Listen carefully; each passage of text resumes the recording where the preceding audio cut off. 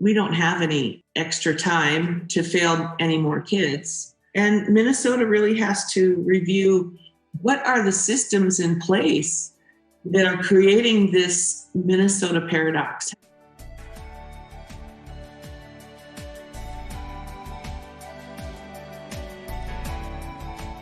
Hi, everyone. Welcome to Native Minnesota, a podcast about the Native American experience in Minnesota and beyond. I'm your host, Rebecca Crook-Stratton. We have a great show today, but before I introduce my guest, I'd like to share a little more about this series.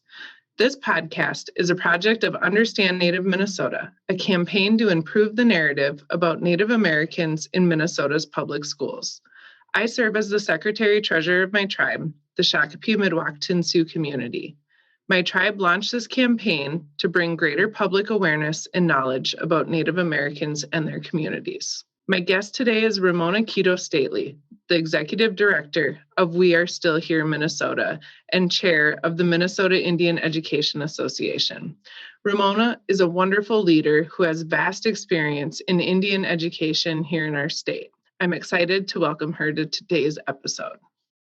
As a quick disclaimer, this podcast episode was recorded earlier this summer. You'll hear Ramona and me talk about the Indigenous Education for All legislation, which unfortunately did not pass during this year's legislative session. Good morning, Ramona. Thank you so much for joining us. I'm really excited to have a conversation with you today. Your wealth of knowledge on so many topics is going to make for a great podcast episode. So thank you so much for joining us. Currently, you join us as the Executive Director of We Are Still Here Minnesota, which is a relatively new endeavor for you. I'd love to hear a little bit about maybe your career in the past and then kind of how you got to We Are Still Here Minnesota.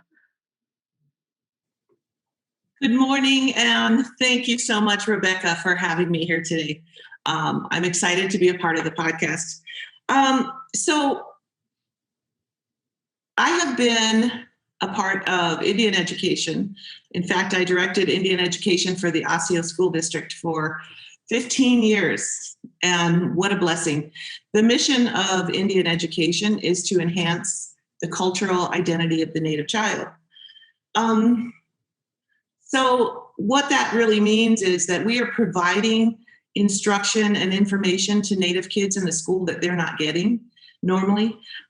They are learning about their history and their culture and everything that's associated with those things, star knowledge. Things that aren't normally offered in the regular school. And the idea is to create community with students and help them to feel like they see some reflection in the curriculum that makes them proud. You know, hey, that's my tribe. Those are my people. It is a wonderful experience to be able to provide that cultural understanding to kids in K-12 education. But the problem is it's kind of like preaching to the choir, right? The kids that really know about Native education are the ones that are learning because they learn it from school, because they're Native. But really, the larger group does not learn anything. So when I was given the opportunity to take a different job in a different position, it was hard for me because I'm passionate about Indian education, but I knew that there is a ceiling of opportunity to make a change in a school district. As good as Osseo School was in being pretty responsive, there has to be a different change. And so We Are Still Here in Minnesota was call to action. Really, it was a response. We are a response to a call to action to national research.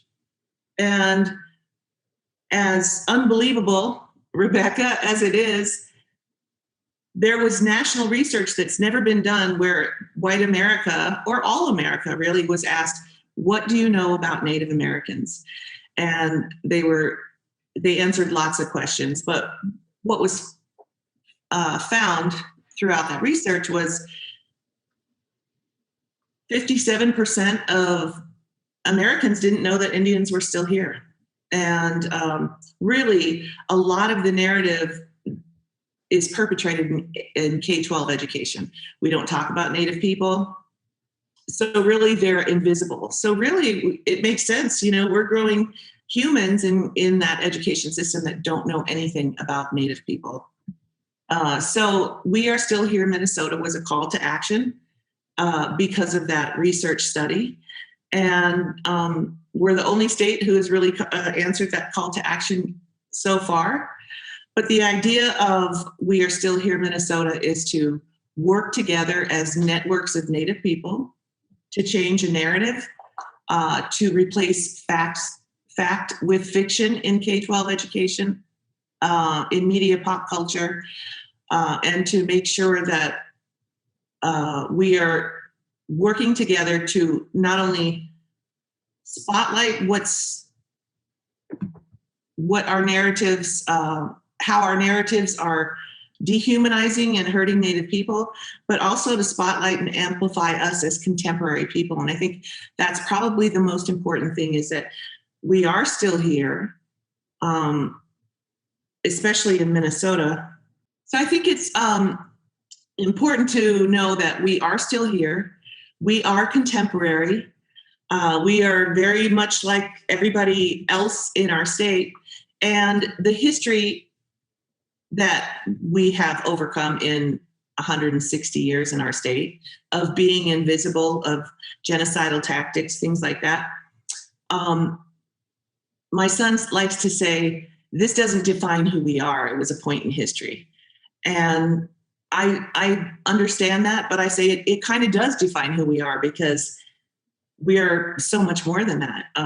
There have been things that have been perpetrated on our people, but we are still here and we are thriving. And to look at us in a contemporary way shows that the knowledge, culture, history that we have had in Minnesota for over 10,000 years helps us to be resilient, helps us to remember who we are, the foundation, but also ways of being able to change with the times. Yeah, I think that resiliency, being invisible for so long, and sharing, the richness of our cultures and our history and how resilient our people have been in the face of just unimaginable odds when it came to policies that were put in place to really wipe out Native American people. But we are still here, and we do stand on the shoulders of our ancestors. And, I think a lot of that drives us, right? That standing on the shoulders of our ancestors and, moving forward despite those odds. I know for me, it's definitely family. And I think about my grandparents and the things they endured in boarding schools and the effects that had on our families. I'd like to just step back a little bit. And can you talk a little bit about your family and your upbringing as a Dakota person, and then how that really, influenced how you work, whether it's in K through 12 education or currently in We Are Still Here, Minnesota? Yeah, that's a really good question. And understanding, so my father was born and raised in Santee, Nebraska. His parents were fluent Dakota speakers, both his parents. And he was not allowed to learn any Dakota. And it was kind of a sign of the times, in the 50s, in the 40s and 50s, that it was easier to pass for any other culture, Italian, than to be a Native person in Minnesota, in Nebraska, where our tribe lives in exile. And so when he was 12, his mother brought him and his parents brought him to Minnesota in the Relocation Act. And he went to school and high school here, Marshall High School. And he went on to college. He was the 12th Native American to graduate from the University of Minnesota, and went into the Navy. And when he finally got a job, it was in Florida. It was with Honeywell's Space and Strategic Systems. So we moved to Florida. And that was where I grew up most of my life, in St. Petersburg. So it's a peninsula. It's surrounded by water. So it's very much like Minnesota, lots of water. I'm definitely a water person. But I grew up there, and, it's interesting to be native in Minnesota and native in Florida, because first of all, there really, especially when I was growing up, there was no native community, very small. And so you didn't experience any kind of racism there like you do here as a native person. And I didn't move here till I was 27 to go to the University of Minnesota. So I grew up in Florida. I moved here to learn the Dakota language at the University of Minnesota. And when I moved here, I remember I was with this young lady, Natchez Bolio, and we were in a store. And she said to me, do you see that lady? She's watching us. And I was like, what? She says, yeah, she's watching us to make sure we don't steal anything. And I was like, I was thinking, what? I did not believe her. And so I just kind of kept an eye on this lady, and she definitely was. And so it really shocked me. And that was just one of the first times I was like slapped in the face with this understanding that being a native person in Minnesota is definitely a different experience. So you came to the University of Minnesota to learn Dakota language, but you said your dad was a fluent Dakota speaker. My grandparents were fluent Dakota speakers, but refused to pass on the language to my dad and my uncles because, as you said, it was hard to be a native person. They really thought they were doing the right thing by, setting them up to live in a Western world and get a Western education and kind of leave some of those cultural and traditional practices behind so that they could maybe get a leg up. So when we think about a lot of the things that were lost because of that mindset and having to relearn them essentially as the next generation, because that generation kind of was skipped in passing on those traditions and stuff. Talk about maybe the adventure or the journey, learning your language again and kind of coming back to Minnesota and having to find people that would help teach you and how you were embraced or maybe weren't at some point. Yeah, so I moved to Minnesota at 27 and started to learn the language. I had a lot of family here, Rebecca. I was blessed that, many, many relatives lived here. So first was my grandmother had already passed, but her best friend was Naomi Cavender, and she was a fluent speaker as well. And I would actually take her to Dakota language class with me. And she taught me a lot. And, the language is codified. There's so much knowledge and coding that goes with each word. You could actually spend the whole class on a word. But she would tell me so many stories about that word, like Mani. So we know that Mani in Minnesota, it's part of the name of our state, but Mani means water. It's our first medicine. But Ni is our life force, so we're connecting this knowledge, like this way of knowing that water is our life force, right? And so what are the other foundations of just that word is that, and ways of knowing and understanding this place is that we have to protect that water. When there is a language that is over 10,000 years old that was not previously written down, there are so many nuances, there are so many levels of understanding and information that's passing to generations through that language. It took me many, many years of learning to connect all the pieces, to understand and to see the big picture of Mitakuye Oyasi. When we say that, we are all related is kind of how we see it. So when we hear the word Mitakuye Oyasi, it doesn't really mean we are all related. It really means that all of life is related to me. And so that's a whole different way of seeing the world. That's a whole different way. If you have a foundational understanding that all of life is related to me, then you make different decisions, right? So in the span of 150 years in our state, we've polluted every lake and river. And that's 150 years of making decisions because you're not connected to the water as a relative, right? So I continue to learn. I continue to break down words and understand every day. And luckily, my son is a learner and a mentor to other families of Dakota language. So he helps me too now. And another thing that's really helped is that there's been this change in the way we write our language. And with this new orthography, we're able to link to Lakota and Nakota and link our dictionaries, which we hadn't been able to do in the past because it was written differently. So now that in using that different orthography, we can have access to so much more information, and link to mobile apps that you can look up your word, So it's exciting, but we really are in a desperate place with language revitalization, and it has to really be our next first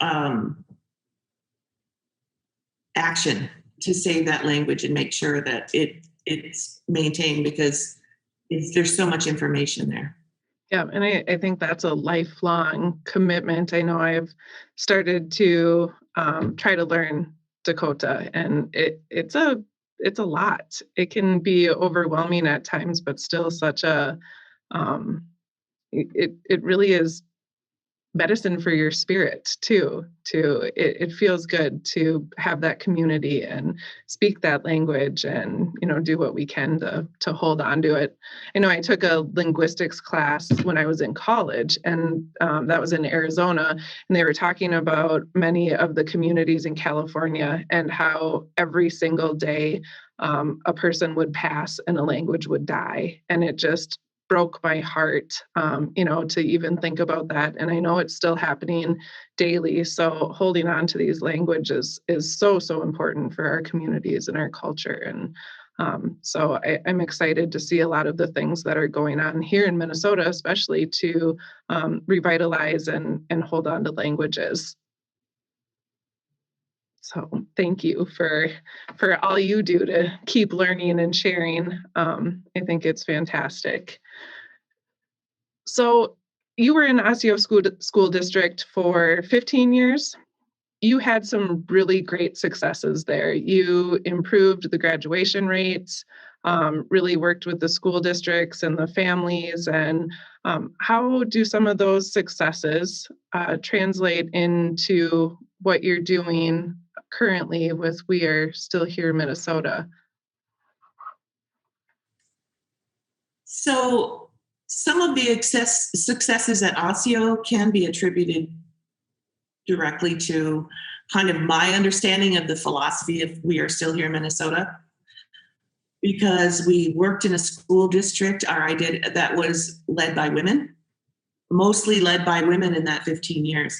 And I feel like women leadership is a little bit different than male leadership. I think women lead as mothers, women make different decisions, and I could be generalizing, but I found that there was a little more leeway and flexibility with our programming when we were led by women, because Indian education is, it's a program that many people don't understand. They think, well, because Native kids are not graduating, the graduation rates are low, that it's because they need tutoring, and that's what Indian education does. So if you really understand the purpose of it, and as a leader, you make sure that you open up any or get rid of any barriers, that's when your program thrives, right? Because the idea is to enhance the cultural identity. So Osseo was pretty good at that. We were able to make our own decisions about programming and the things that we did, but also we were able to work with the school board, the learning leaders and providing them with place-based learning about our state that teachers don't know, that we never taught in K-12. And so that opened up to us being able to teach teachers, and all of that was paid for by achievement and integration. And those are decisions that are solely made by your district, right? So not many districts are going to do that. But we saw the way it changed how teachers teach, even the vocabulary that they use in the classroom, understanding that the master narrative that is embedded in K-12 education is derogatory toward Native people if it's there. And so we were able to have 100% graduation rates. We were able to bring students along. So I knew that this idea of changing the way we teach kids was going to be successful. We are still here. Minnesota actually brings a network of experts together to work to change legislation. So now I'm not in a small school district where there's a ceiling and that you have to hope that the leadership is going to open the doors and remove barriers. But when there's legislation attached to that, and all people and teachers have the tools to learn, it makes a difference. And that difference can be made in a generation, Rebecca.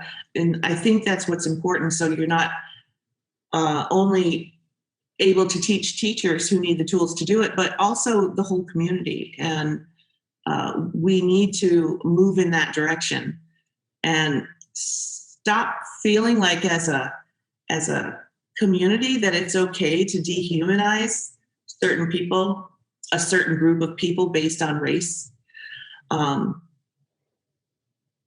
to spotlight and amplify all of those amazing things that we're doing, especially with our tribal nations. I think people are surprised to really know the contemporary facts of the contributions of our Native nations in this state.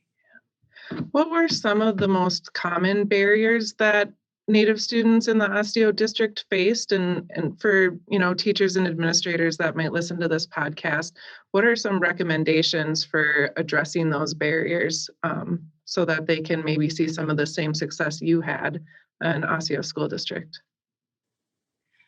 Oh, Rebecca, that's such a good question. And so when you have this whole group of teachers, and you have school board and have learning leaders, and they're all on board and they're saying, go, do your stuff with Indian education because we know that you've already had a proven track record. And you get to the school and the person that actually does your passes and gets your students into your classroom doesn't do it. And so all of the money, all of the time, all of my expertise, I have a master's degree in education. I'm not just I feel like you have all of this expertise and all of this help, and it's like, here we all come, and you can't even see your student. And that is where the breakdown happens. And quite frankly, Rebecca, I don't know what it's going to take to change that. One of the other barriers that we noticed at Osseo that has changed, but this was a big barrier. Every single year we'd start Indian education, we would have to compile a new list of Native students, and we would have to identify and count them. And this was a list that was really papers and stacks of papers of parents who had enrolled their kids for Indian education. It was very hard to compile the data. I mean, we had to be experts in all ways, Excel spreadsheets and all the data. And what Osseo did was actually change the way they collect the data, like the enrollment system, and added a section for Native kids. And were they federally recognized or not federally recognized? There's a state count and a federal count.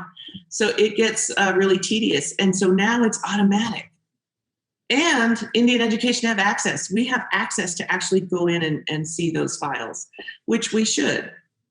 But there are a lot of barriers, and districts don't have to remove them right now.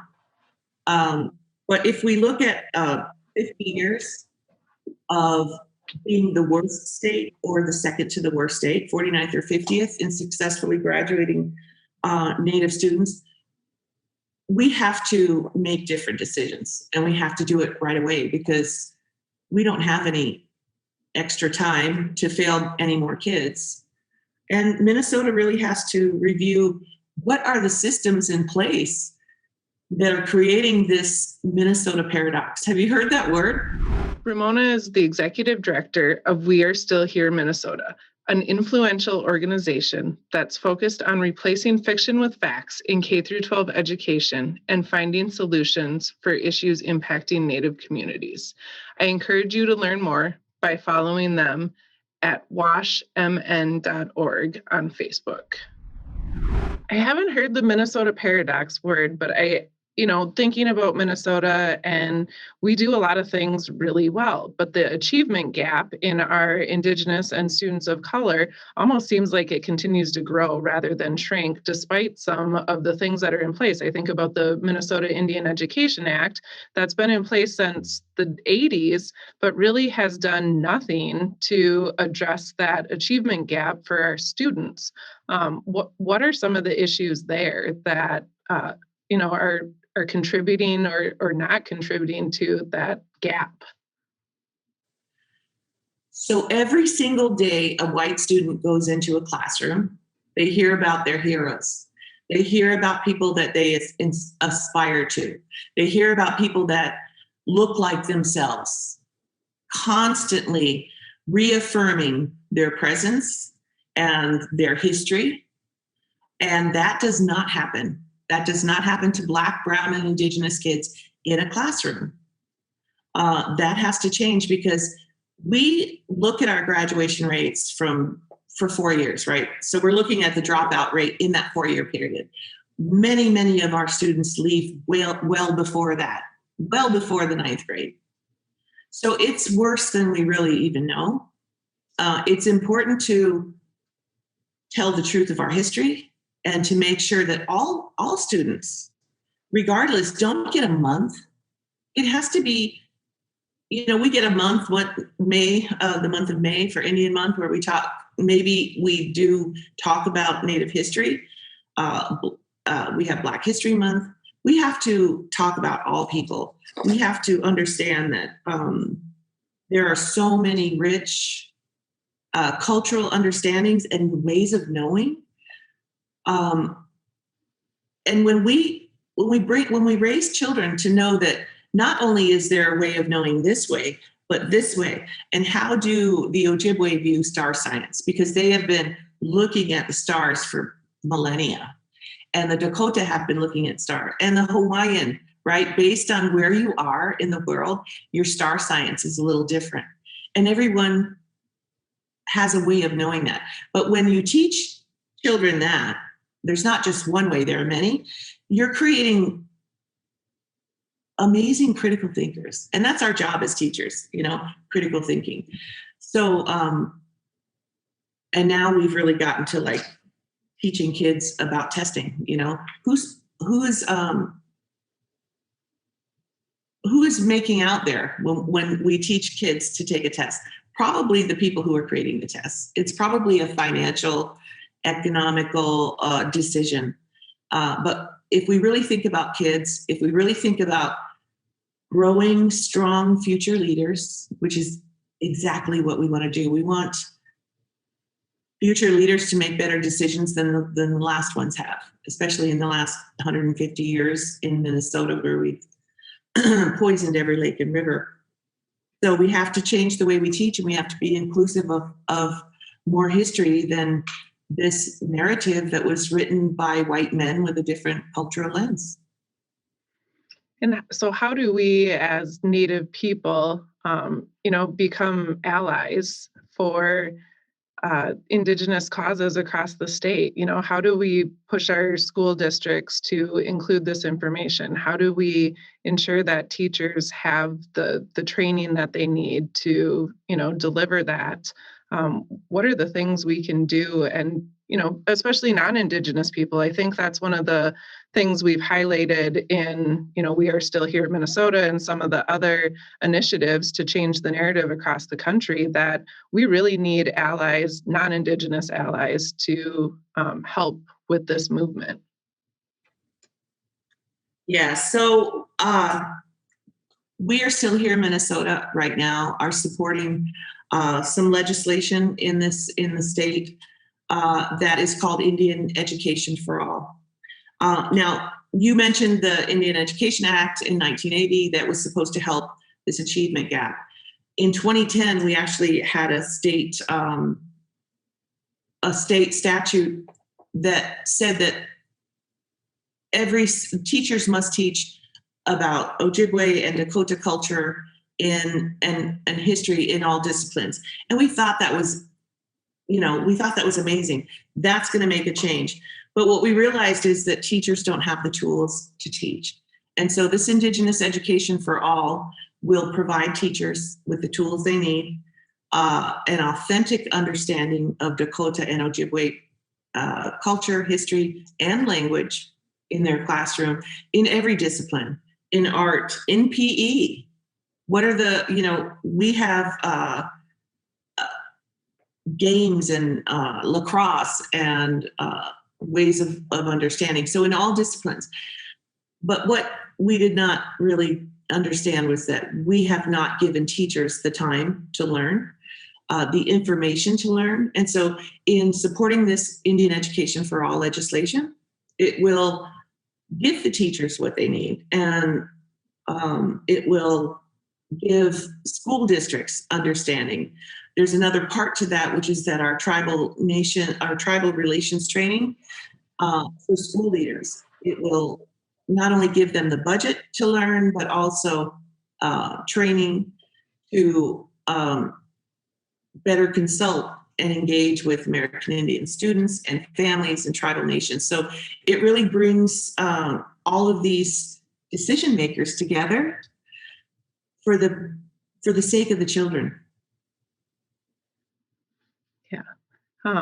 It'll be interesting to see how, that if that legislation passes, plays out, and, in a different way than the Minnesota Indian Education Act, or like you said, in 2010. That's definitely something I've been watching to see, because it can get a little controversial, which is unfortunate, because I think Indigenous education is definitely, it's American history. So there's definitely a place for all of our histories, not just Indigenous people, but I think, Black people, all people of color have a unique history in the United States. So, So We Are Still Here, Minnesota. I know it came out of research that was reclaiming Native truth, which also is something that is informing our campaign, Understand Native Minnesota. And our campaign is really focusing on K through 12. And I know that's a component of We Are Still Here, Minnesota, but there are some other areas that your group is focusing on. Can you talk a little bit about those other areas as far as changing the narrative and some of the focuses? Yes. So as a part of the Reclaiming Native Truth research, what we found out in reading was there are a lot of great Native organizations that are doing great work across our country. What we're not doing is sharing that work, engaging and supporting one another. So We Are Still Here, Minnesota is compiled of 4 task force groups.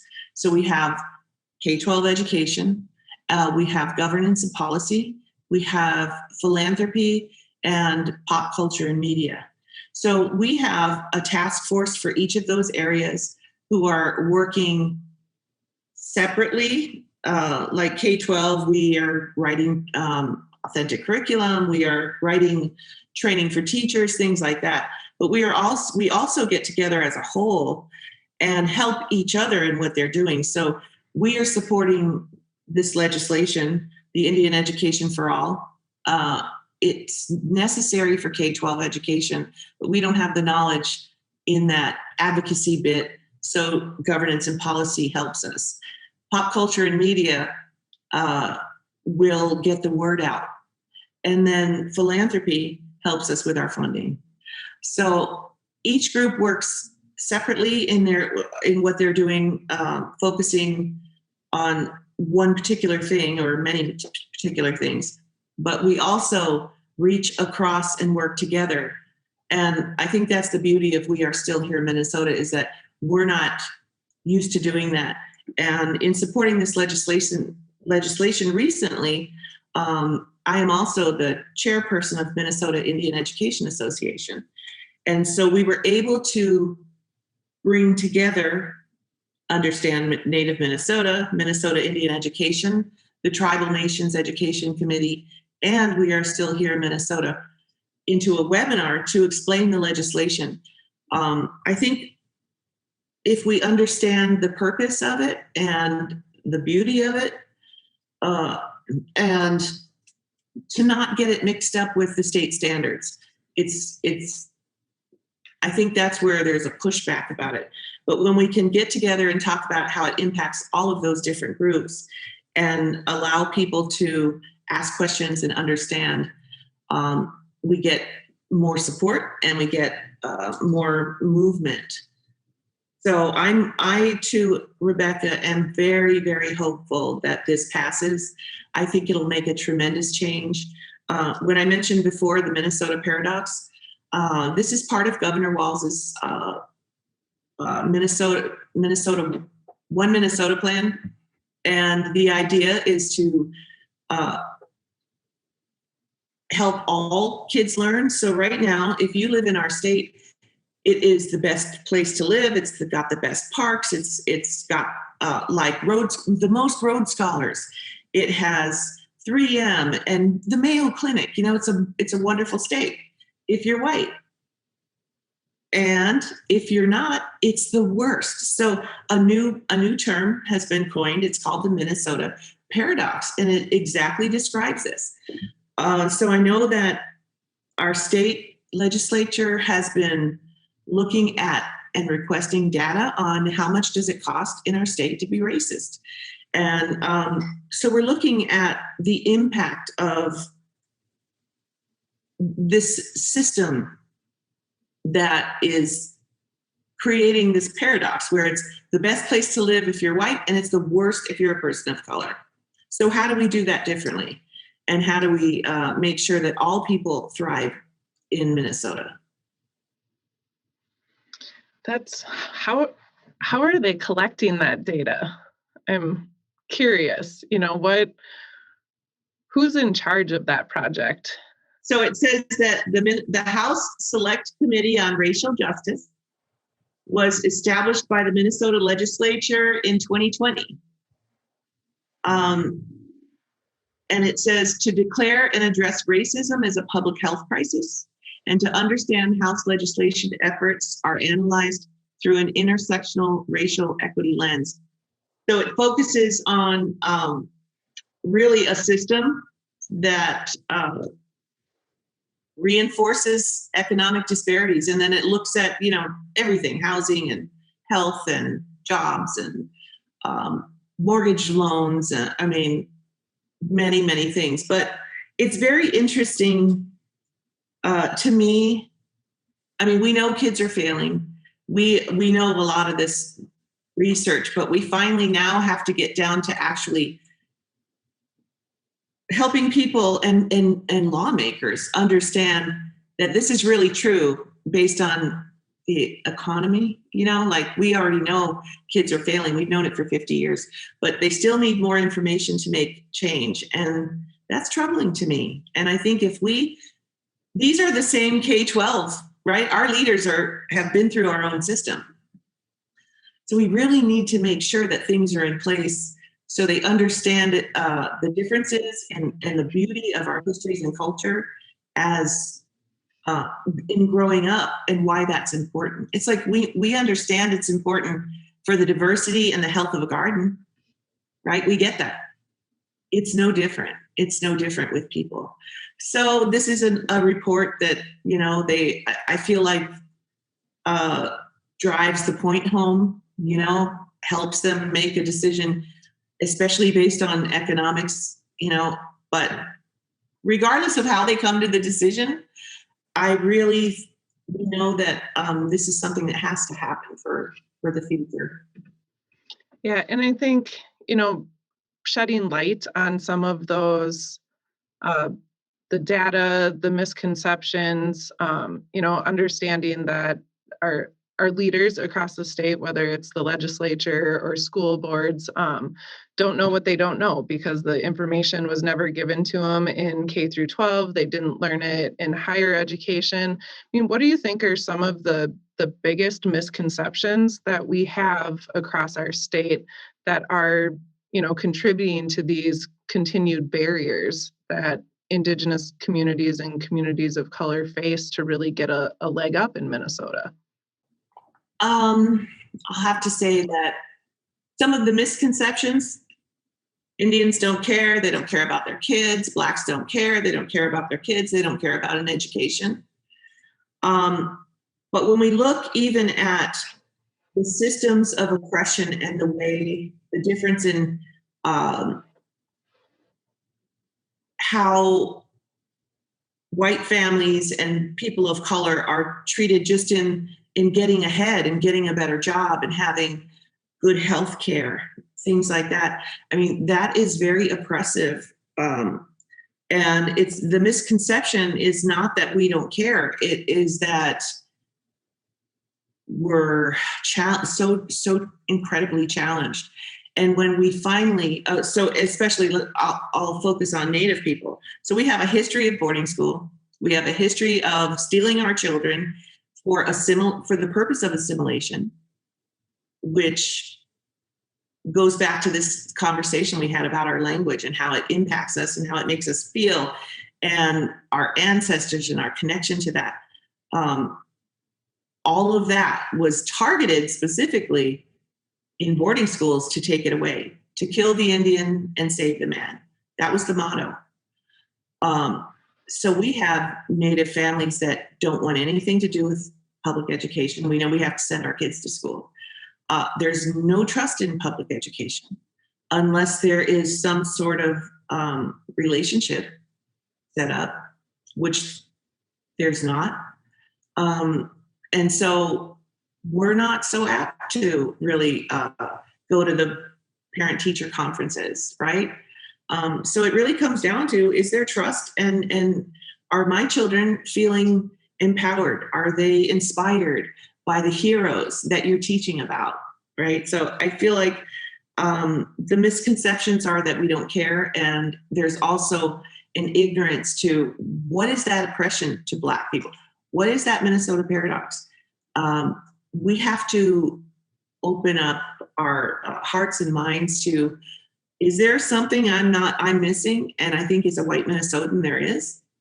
And they don't have to know. I mean, the thing about, racism is that it's an underlying factor. And if you're white, you don't have to acknowledge it. You don't have to learn about it. You can go your whole life and not have that conversation. Where we live it every day. We have the conversation every day, and it's a muscle. It's just like building a muscle. So if you're not used to exercising it, if you're not used to having a conversation, it's challenging. And if you're the one in your family that's trying to have that conversation and everyone else is not in that position or ready, then you're kind of the outcast, right? So it's challenging, but it's important. And I think if we really care about the future of our state and our relatives, and I'm talking about the air quality, and I'm talking about the water quality, the quality of the plants that actually give us breath, we have to really make some different changes. Yeah, and I think a lot of the things tribal communities are doing to address a lot of the issues, whether, it's the barriers that are in place to get our children to graduate, down to the smallest things. Do our kids have full bellies, and are they in a place where they can learn? Do they have access to adequate health care? And is that, inability to access good health care keeping them from school? All those things are things that we think about every day, but I think a lot of people don't think about, but tribes are doing, and Indian communities across the state, we have a huge urban Indian population, are doing a lot of things internally to address those issues. And I think sometimes, we have to maybe share a little more. And, when we find things that work, make sure that we do what we can to get those into the broader communities. And in your work, what are some of the things, as you've been working with, Minnesota and Indian education programs across the state? I know you've developed some fantastic trainings that help parent committees get started and address some of the issues that are going on in schools, with teachers and administrators that prevent these programs from really taking off or getting the resources that they need. How do you kind of shed light on some of those barriers and issues and help, to empower parents to address those? Yeah, so I think what's really important and integral to this work, Rebecca, are white allies. That's a powerful part of this equation to move forward. When we look at our state, 95% of our teachers are white women. Many, many of those white women are millennials. So when we look at that research, we see that those are some of our strongest allies: white women, millennials, young white women. It has to be a part of understanding. So the trainings have to include and be accessible to not just our Native community to learn like how to navigate this system, but also to include our white allies to help navigate this system and to understand. And that's been a huge part of my work for the last at least 8 years, is really focusing on white allies to help. And I think that has had a tremendous impact, not only on me, but on our white allies, is to think, okay, we have to, this problem didn't happen with just Native people or non-Native people. It happened. This is what we have. This is what we're left with. And we have to make that change. And we have to rely on those white allies because they're the ones who are actually in the school. So being the chair of Minnesota Indian Education, where they have a conference once a year and bring together all kinds of people and experts on best practices, understanding parent committees. What are my rights? Native American parent committees have more rights than any other parent committee in our state, and they should be exercised, except we're not able to share that information, always. So bringing all of these networks together to reinforce the knowledge, to make sure that parents have the tools they need, that parents understand that once a year they get a voice with their school board, that what their children are learning has to be signed off by them.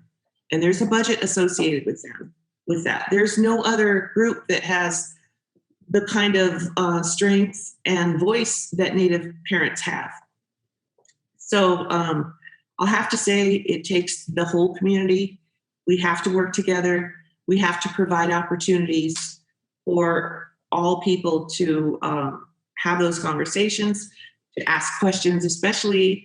And so we get to do that once a year, but we should be doing it, once a month. We should be doing it all the time, providing opportunities for all people to engage in conversations and learning. Yeah, I think too, we should probably circle back and talk about, those parent committees and the power that is placed and the funding that is placed in districts on behalf of Native students. I think one of the biggest misconceptions across the country is that Indians get special privileges or they get free stuff from the government. And, I always try to tell people that that's not true. Natives probably get less than most people across the country when it comes to access to healthcare and education and some of those basic services, but there's a unique relationship there, and some of the funding and things that are there put in place to help Native communities are because of a unique political relationship that Native people hold here in the United States. And looking at Native Americans as a political class and not a race is one of the reasons that these benefits are in place. And I know I'm speaking to the choir here when it comes to you and I talking, but can you maybe talk a little bit about how you have educated folks in the different systems about that unique status, and how, what are some good ways to explain that and dispel, the myth that Indian people get free stuff? Yeah, and that is probably one of the biggest pieces of misinformation that Americans get. But I really feel like that information, Rebecca, comes from a feeling of guilt, a feeling of not only guilt, but misunderstanding. So Native people have a unique political status with the United States because we are nations and we have treaties. And that's why sovereignty is such an important foundational understanding. Starting in kindergarten, color the flags of the nations in your state. It's important to understand that nations, there's no treaties unless it's nation to nation relationships, right? And so our Native nations are sovereign. They sign treaties with the United States, which gives us a unique political status. We are nations within a nation. And according to the United Nations, one side doesn't just get to pull out of treaties, and just decide, yeah, we made that agreement, but we're not going to stand by them. So they might be broken, but they haven't disappeared. They're still promises and negotiations made by two nations, And there's 403 of those treaties that have never been,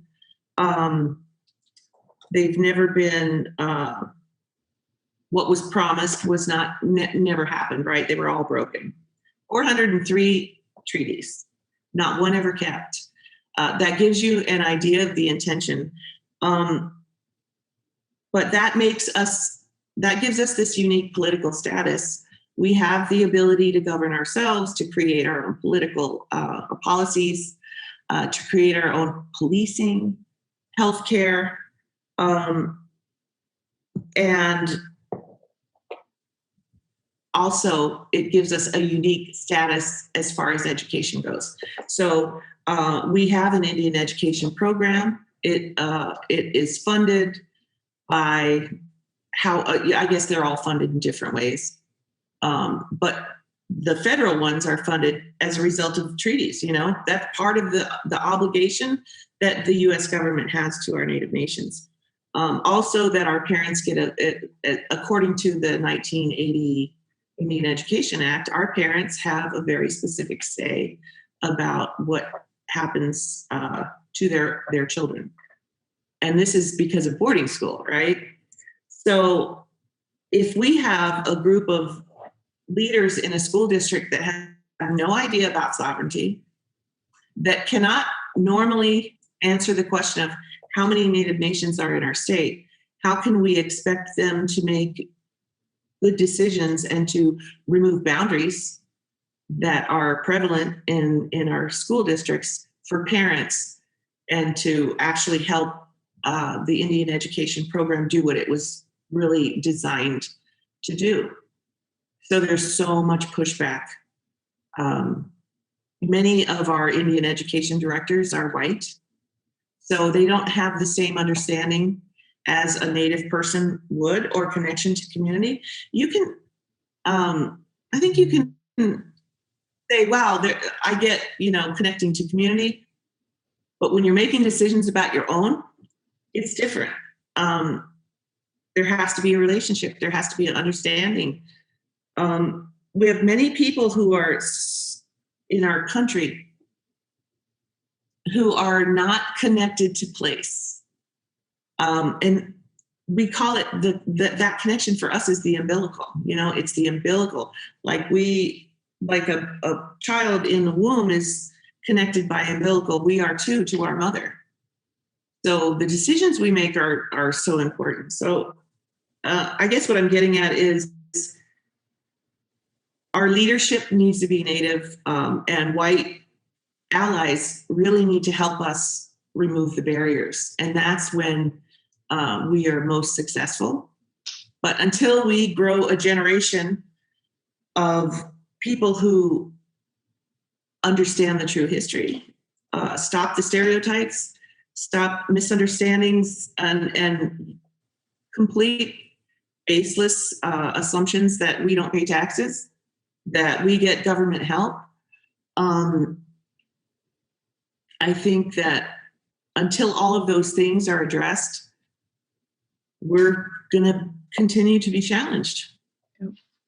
I agree, but I am hopeful, in the work that we're doing with Understand Native Minnesota and talking to allies and groups across the state in education, both K through 12 and higher education.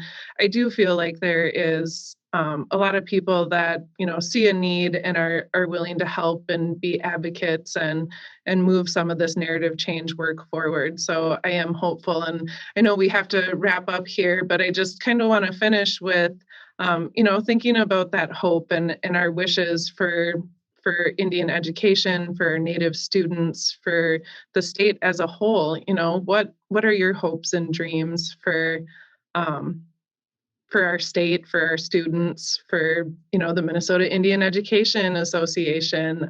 We are still here in Minnesota. What's your hope that the impact those efforts will have in the long term? I am really hopeful, Rebecca, that we can be successful in changing the narrative, in supporting this legislation, that it passes, and also to create a truer narrative. Our tribal nations in our state are the 14th, well, that's old data, but 14th largest employer in our state. I saw the most amazing articles about our tribal nations giving their COVID vaccines to the community, to elders in the community.